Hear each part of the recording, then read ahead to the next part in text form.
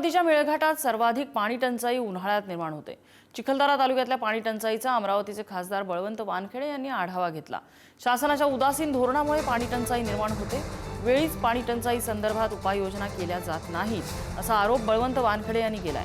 यावेळी खासदार वानखेडे यांनी महाराष्ट्र जीवन प्राधिकरण विभाग, जिल्हा परिषद पाणी पुरवठा विभाग या विभागाच्या अधिकाऱ्यांसोबत चर्चा करत संपूर्ण गावात पाणी टंचाई निर्माण होऊच नये यासाठी तातडीने उपाययोजना करायच्या सूचना दिल्या। ते सांगत असतो की पाणी टंचाई निर्माण होण्याच्या अगोदरच आपण काही उपाययोजना केल्या पाहिजेत, परंतु प्रशासनाकडून तसं होत नाही आणि प्रशासन नेहमीच्या प्रमाणेच जे काही त्याची प्रोसेस असते त्या प्रोसेस प्रमाणे चालते, मग शेवटी पाणी टंचाई गळत होते।